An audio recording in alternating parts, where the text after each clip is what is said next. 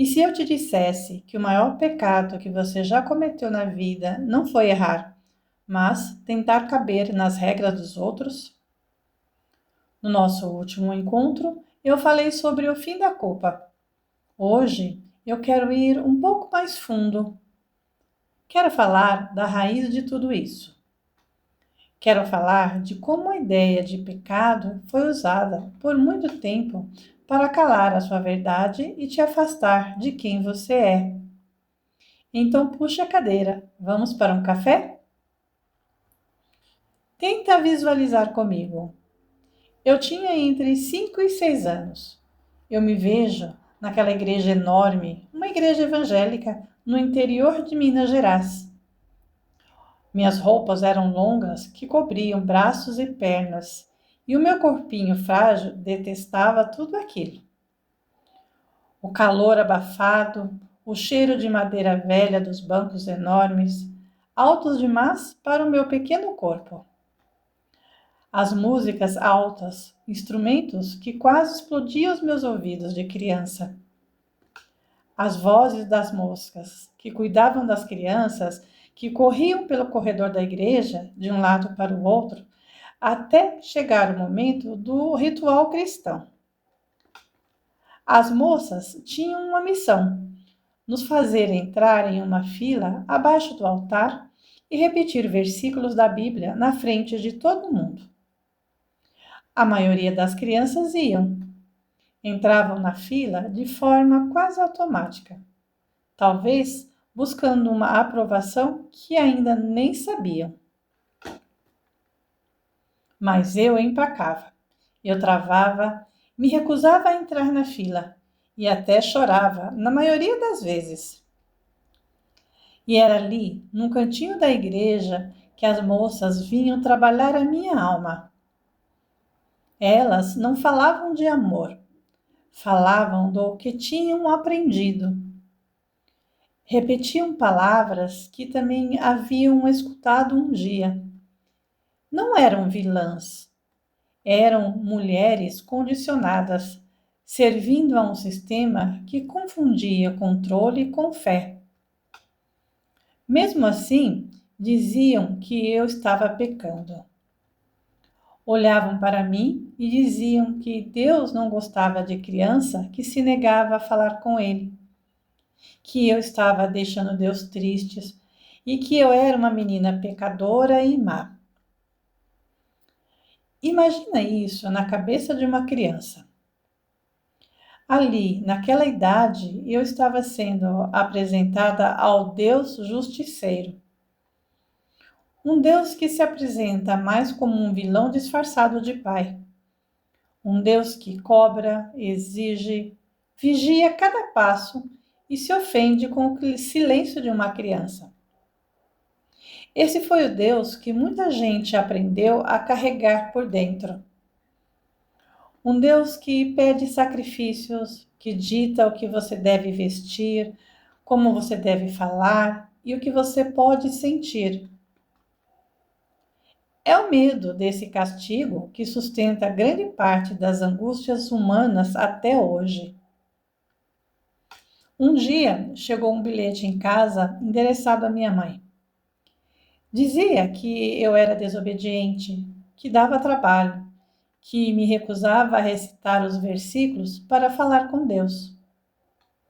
Um detalhe importante: no bilhete elas foram sutis.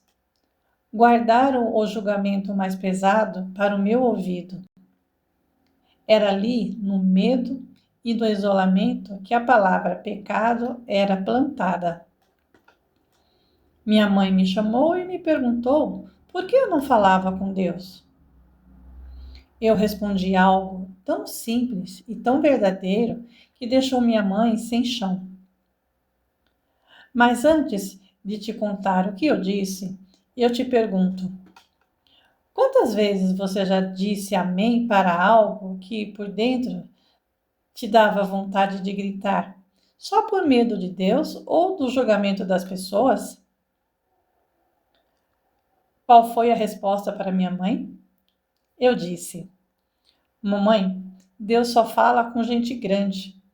não fala com crianças e por isso eu também não falo com ele e também não gosto dele.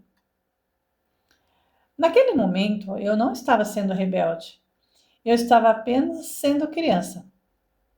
Sem saber, eu estava recusando o Deus que me foi vendido, o Deus que exige performance. Ao dizer que não gostava dele, eu estava, na verdade, protegendo o sagrado que existia em mim, da mentira religiosa e do mundo. O pecado não é desobedecer regras. O pecado é a desconexão de si mesmo. É o momento em que você se afasta da sua própria essência para caber em um sistema na tentativa de pertencer a algo. O mundo ensinou que pecado é mancha, mas saberes antigos sempre apontam outra coisa, que pecar é errar o alvo, e o alvo é quem você é, impecável. O verdadeiro pecado é acreditar que você se separou da fonte e que agora precisa barganhar com Deus que cobra. Minha mãe, com a sabedoria de quem gerou 9 vidas e não tinha tempo para dogmas, não me castigou, não tentou me corrigir. Ela apenas disse para eu ir brincar. E também não me obrigou mais a ir à igreja a partir daquele dia, se eu não quisesse. Aquele gesto simples pode ter sido, sem exagero, o início da minha trajetória espiritual ou talvez o começo da minha liberdade de expressão. Ali, sem saber, ela praticou o perdão real. Ela não viu pecado onde o mundo via desobediência. Ela reconheceu a minha inocência e confiou nela. Hoje eu vejo adultos exaustos, ainda tentando agradar esse mesmo Deus vigilante. É a mesma fila da infância. Mas escuta, quando você não se trai, o pecado deixa de existir. E quando o pecado desaparece, a culpa morre de fome. A vida não exige performance, ela se vive. Ela só pede uma coisa: que você pare de mentir para si mesma e retorne aquilo que nunca foi corrompido em você, sua essência mais pura. Talvez a salvação seja simples. Ouvir a criança e deixar ela ir brincar. Se esse café tocou algo aí dentro, talvez seja a hora de compartilhar com alguém que também esqueceu como se brinca. Até o próximo café.